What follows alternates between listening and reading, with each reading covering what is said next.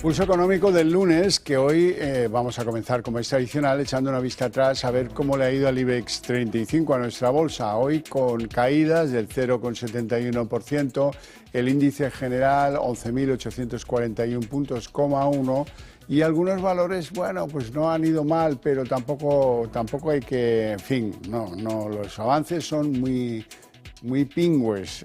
Robi, la que más sube, 1,18, Repsol 0,81, Inditex, la tercera en subidas, 0,45.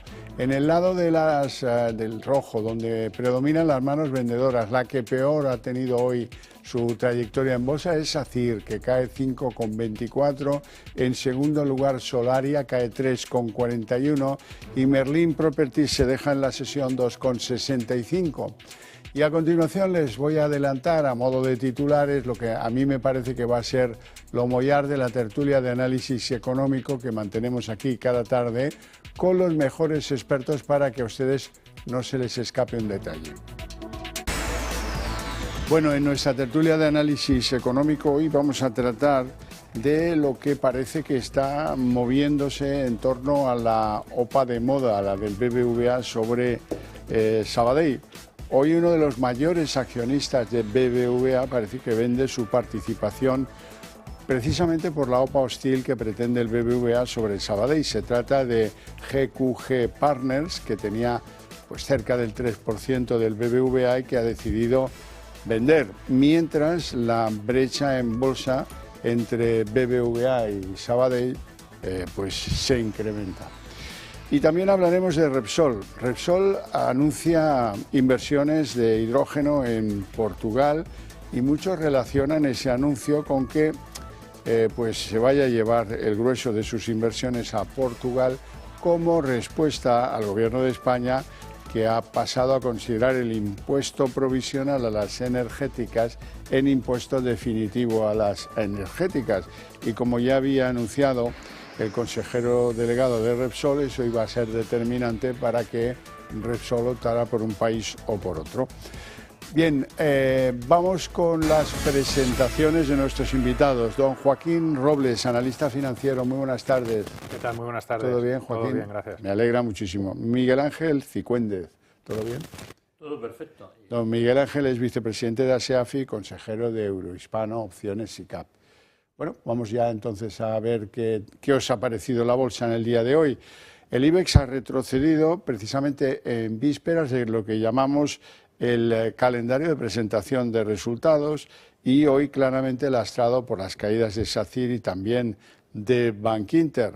Joaquín, ¿cómo has visto la sesión? Bueno, una sesión sin grandes referencias. Es verdad que siempre hay que poner en contexto. Venimos de una semana donde se alcanzaron los máximos desde 2010, superando esos 12.000 puntos.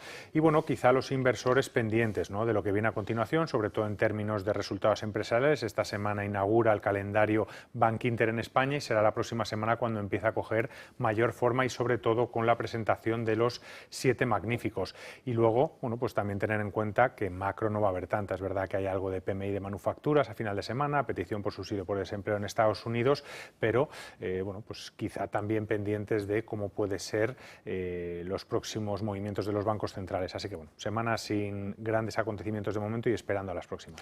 Ahora ya hay un influjo que es el de las elecciones americanas. Están pues el 4 de noviembre y ya pues todo el mundo querrá saber qué rumbo toma Estados Unidos, ¿no?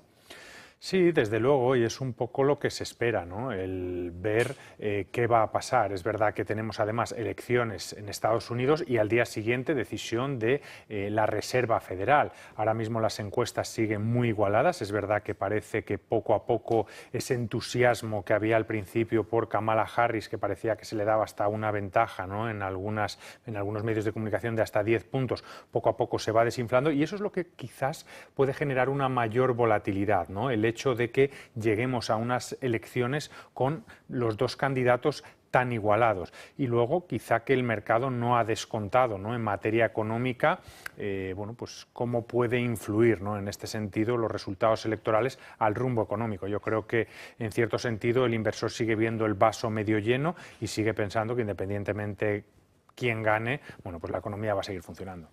Bueno, pues empezamos a desgranar temas en el otro lado del Atlántico. Los bonos de Estados Unidos parece que podrían volver a subir hasta el 5%. Yo no sé qué es lo que ustedes piensan. Joaquín, ¿qué piensas tú?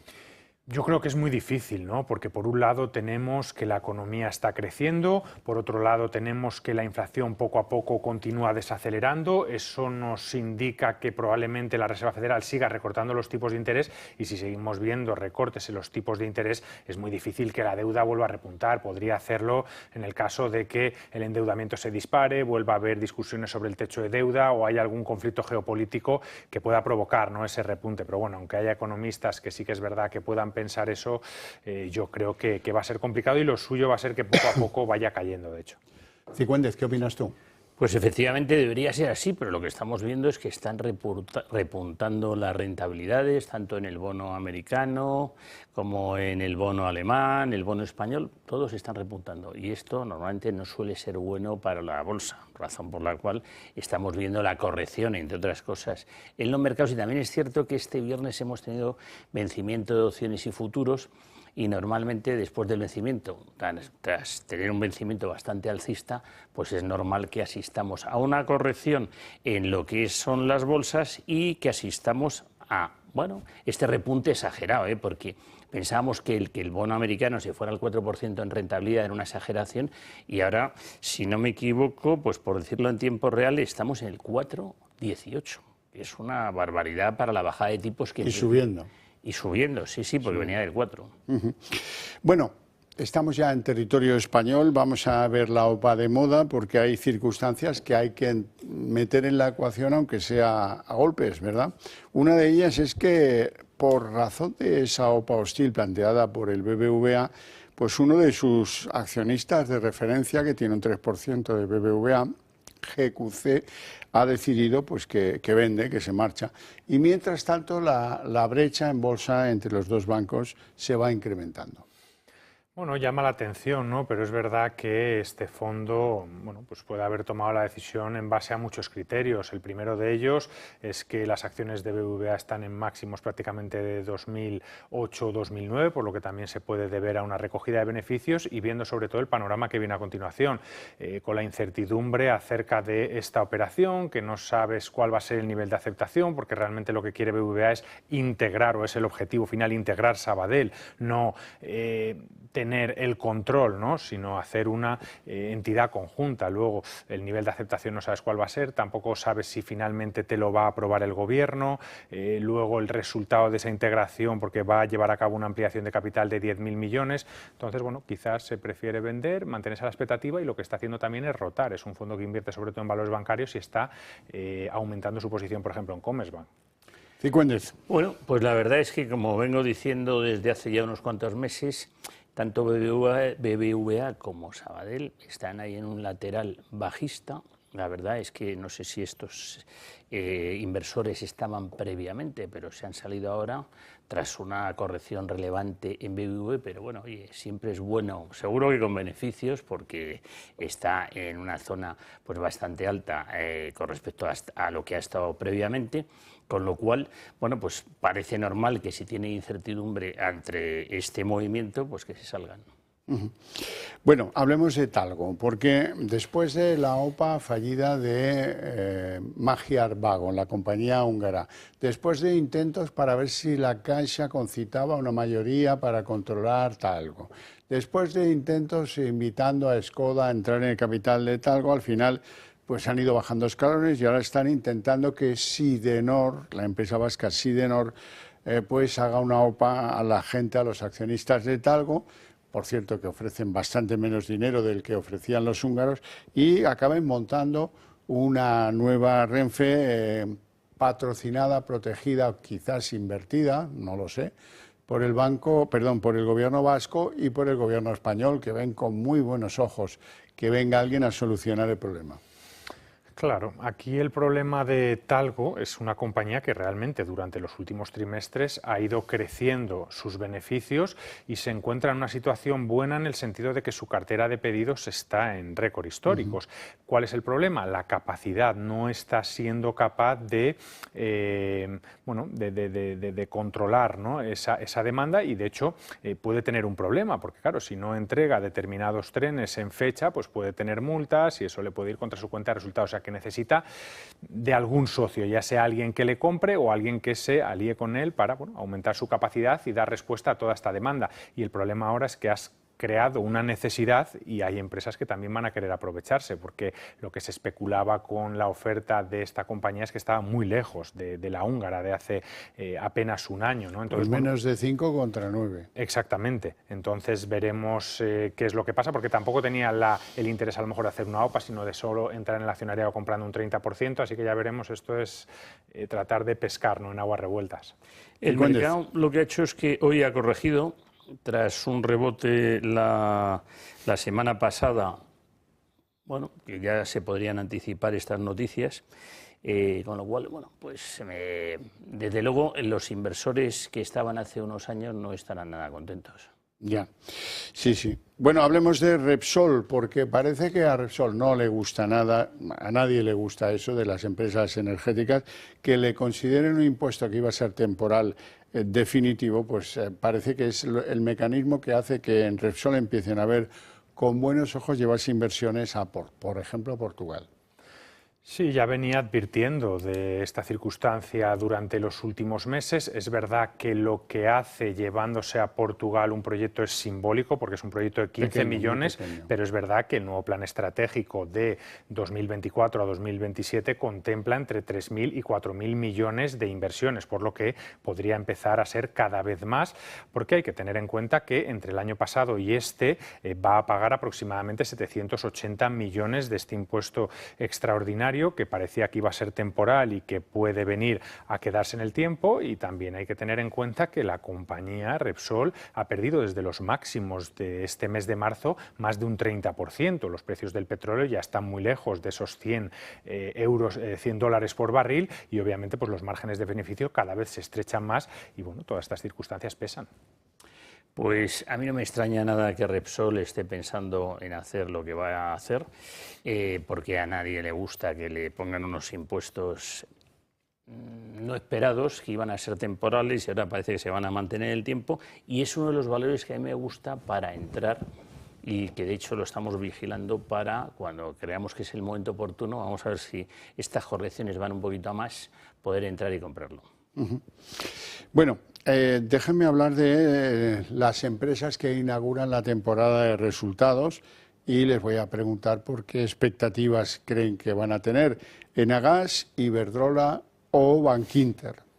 Bueno, es verdad que las energéticas se vienen comportando mucho mejor durante las últimas semanas porque pueden ser grandes beneficiados de este ciclo de recortes de tipos, porque al final son empresas con barreras de entrada muy altas, donde bueno, pues muchas veces también los proyectos que realizan son muy intensivos en capital, por lo que una reducción, ¿no?, de los costes de financiación pues ayuda a mejorar sus márgenes, y luego también tienen ese componente defensivo en el sentido de que bueno, pues mucha gente está invirtiendo en letras, en bonos, en renta fija. Ahora que empieza a caer la rentabilidad, vuelven a la bolsa y lo vuelven a hacer en valores estables que dan un dividendo también estable y un buen dividendo. Pero quizás los recortes que ha habido hasta ahora no van a servir para ver una mejora en los resultados en este tipo de compañía, ¿no?, que van a ser un poco en la línea de los últimos trimestres. Quizá donde más interés va a haber va a ser en la banca, en Bankinter, que inaugura y además sirve de referencia para el resto de entidades, y yo creo que aquí la clave va a seguir siendo la evolución de ese margen de intereses. Cuánto están ganando por cada préstamo. Ya obviamente va a ser difícil que continúe creciendo. Vamos a ver si llega a crecer o si decrece, cuánto decrece, ¿no?, y ahí va a estar la clave. Pues mire, de los 3 valores que me ha dicho usted, yo me decantaría, si me tengo que decantar por uno, por Enagás, porque es el que va mucho más retrasado en comparación a Iberdrola. Es un valor fantástico que tenemos en cartera, pero claro, con las subidas que lleva ya son meteóricas, entonces ya demasiado tarde. ¿Qué me dice? Bueno, de Bankinter está corrigiendo, pero hasta que no corrija un poquito más yo no acumularía más posiciones en Bankinter. De esos 3 me quedo con Enagás a medio plazo. Bueno, IAG, la compañía holding de Iberia y de muchas otras compañías aéreas, ¿les parece que, como dicen algunos, es la compañía con más expectativas actualmente en el IBEX? Es complicado, es verdad que acumula una subida muy grande, más de un 40% en el acumulado del año, de los valores de la bolsa española que mejor se comportan, pero claro, ya la tienes en 2,5, máximos desde la pandemia, va a seguir comportándose bien. Ha estado impulsada por la sólida demanda del turismo, por la caída de los carburantes, también le ayudó mucho esa decisión de no comprar finalmente en Europa, porque muchos accionistas lo veían como un problema en el sentido que iba a aumentar su endeudamiento y ya es grande de por sí, sobre todo desde la pandemia. Y luego también esa recuperación del dividendo ha generado una expectativa muy alta. Por delante que tiene, es verdad que parece que la demanda, ¿no?, de viajes va a seguir siendo sólida, además la subida de las tarifas ha llegado, de los billetes ha llegado para quedarse, por lo que ahora con la caída del petróleo probablemente se aumenten los márgenes, sigue siendo buenas perspectivas y también se espera que se vaya poco a poco reduciendo deuda, pero claro, ya la tiene subiendo un 40% en máximos desde 2020. Puede que haya que esperar a ver si consolida estos niveles, que ya lo trató de hacer hace un par de años y no lo logró. Pues mire, hace varios programas, estando aquí con Joaquín, comenté que había que esperar una corrección de IAG. La tuvo, porque bajó a 2,25 en esos entornos, y oye, ha sido un buen momento para entrar. Y otra vez ha vuelto a la zona de techo. Sigue teniendo proyección, oye, lleva una subida bastante relevante, nos sigue gustando, pero claro, ya no están los precios que estaban anteriormente. Y como siempre digo, a mí me gusta comprar barato y vender, no sé si caro, pero desde luego por encima de donde he comprado. Menudo tratante está usted hecho. Sí, sí. Bueno, hablemos de Puig. Puig parece que toca a fondo. Yo no sé qué potencial le ven ustedes a Puig. A mí particularmente sí que me gusta mucho el valor. Es verdad que lleva una caída superior al 20% desde que salió a bolsa, que salió y estuvo muy estable, pero bueno, después de los primeros resultados que publicó no gustaron tanto a los inversores, porque hay que decir que salió a cotizar a unos múltiplos muy exigentes. O sea, los inversores descontaban que sus ingresos y sus beneficios y sobre todo los márgenes iban a seguir creciendo y muchos de ellos por encima del doble dígito.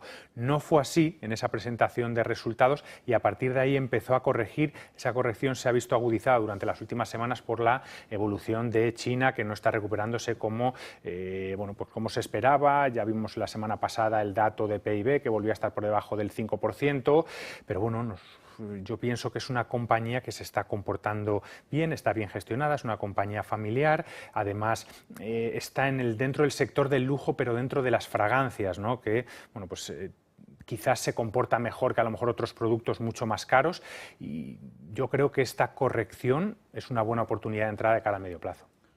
Pues mire, yo digo lo que he venido diciendo con este valor que, como sabe, consumo, pero hay que esperar a que el mercado se dé la vuelta, a que haga una figura de vuelta, que no la ha hecho, que rompió la zona de mínimos y se está yendo para abajo, está haciendo máximos y mínimos decrecientes. Entonces, hasta que no se gire hacia arriba y dé señal de compra, no hay que entrar. Esperar y ver. Nosotros estamos fuera, pero nos gusta la gestión, nos gusta el producto, entonces estamos deseando comprarlo, pero sin ansia.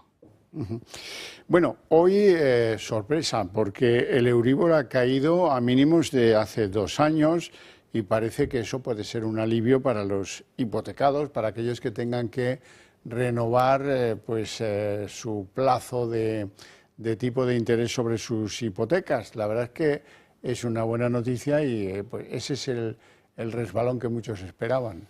Sí, desde luego, y sobre todo teniendo en cuenta que más del 50% de las hipotecas constituidas aquí en España son a tipo variable. Es verdad que durante los últimos años han crecido cada vez más las de tipo fijo, pero siguen siendo ligeramente por encima del 50% las de tipo variable.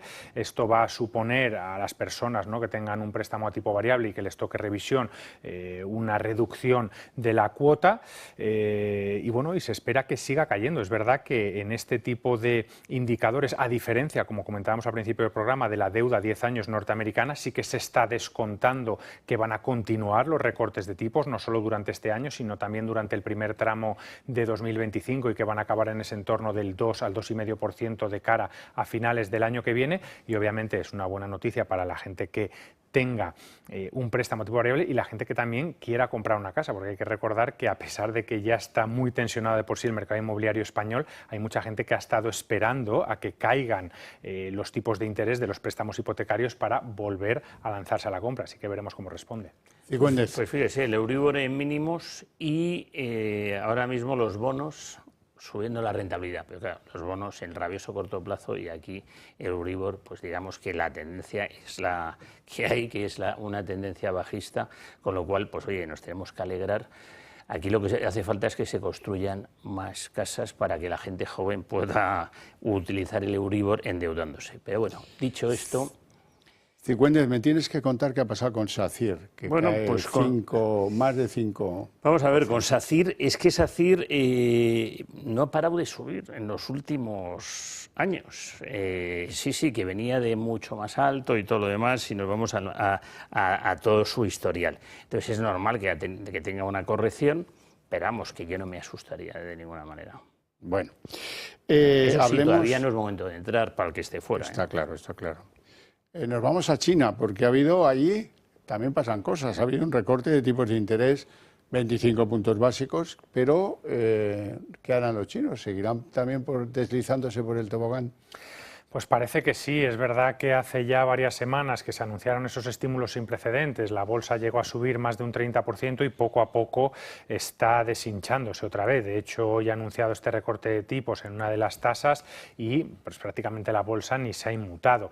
Y al final el problema sigue siendo el mismo, el mercado inmobiliario que no termina de estabilizarse y de hecho los precios siguen cayendo porque no hay confianza por parte de los inversores ni tampoco de los compradores, y luego el consumo sigue muy debilitado y de hecho la economía lo que amenaza es una deflación, no tiene esos problemas de inflación como el resto del mundo. Y el gobierno y el Banco Central lo que quizás le está faltando es contundencia. Es verdad que es un país que ya de por sí nunca ha acostumbrado a hacer medidas expansivas o a endeudarse tanto como el resto de principales economías mundiales, pero está decepcionando en la comunicación, ¿no? Porque está generando de vez en cuando un entusiasmo de que esta vez sí, pero luego a la hora de aplicar o gastar no lo está haciendo, y es lo que está llevando a que bueno, pues la bolsa y los inversores vuelvan otra vez a contraerse. Yo pienso que China, invirtiendo a lo mejor a través de ETFs, ¿no? que es una inversión muy diversificada, es una oportunidad a medio plazo, pero quizá vamos a seguir viendo esta volatilidad durante los próximos meses y no me extrañaría que todavía durara 1 o 2 años más. Y el tema de fondo, que es que los excedentes de las importaciones, de las exportaciones chinas, pues tardará mucho en recuperarse, no van a ser lo que fueron, lo que lo alimentaba todo y lo que permitía determinadas inversiones, por ejemplo, en cadenas de distribución en Europa o en Estados Unidos, que han sido pues muy famosas, pero que ahora están bastante paralizadas. Hasta las compras del Club de Fútbol españoles están paralizadas. Cifuentes. La verdad es que esa noticia, aunque se ha comentado más hoy, ya se sabía prácticamente el viernes, razón por la cual tampoco ha movido el mercado de una forma clara. Y dicen, yo intentando saber, porque me gusta leer a los compañeros periodistas, a ver qué es lo que dicen en general los financieros de cuál es la razón por la cual está repuntando la rentabilidad de los bonos. Y un poco es por el endeudamiento chino y por todos los incentivos, porque la deuda cada vez es mayor. Esta era una de las justificaciones del no sentido de que saltáramos a 4,18 en el bono americano. La situación en China, que oye, están inyectando con fuerza, y claro, esto si no sale bien, pues lo que pasa es que se viene para abajo y los que estaban cortos en China, pues se están volviendo a poner cortos otra vez. Los bajistas, quiero decir. Bueno, iremos viendo a ver qué es lo que pasa con eso. Entre los 3 valores que aumentan a pesar del precio está Inditex, que desde luego lleva una racha que usted prohibitiva, pasa por delante de las tiendas de Inditex y ni las mira. Bueno, yo sí las miro, pero esto nosotros cuando lo mirábamos aquí con Juan Iranzo era cuando estaba a 20. Era cuando estábamos hablando que Inditex había que entrar, que estaba muy barato, que era una oportunidad. Ahora ya está prohibitivo, ya la fiesta es demasiado tarde, ya es momento de ver cuándo hay que empezar a vender. Todavía no, pero en algún momento habrá que hacerlo. Sí, señor. Bueno, pues hasta aquí el Pulso Económico de hoy, con mi agradecimiento a estos 2 caballeros por sus opiniones, su presencia en el programa, y a ustedes que decirles, pues que también se lo agradecemos mucho, pero hay un regalo que podemos hacerle. A la vuelta de publicidad, la redacción abierta, aquí mismo y ahora.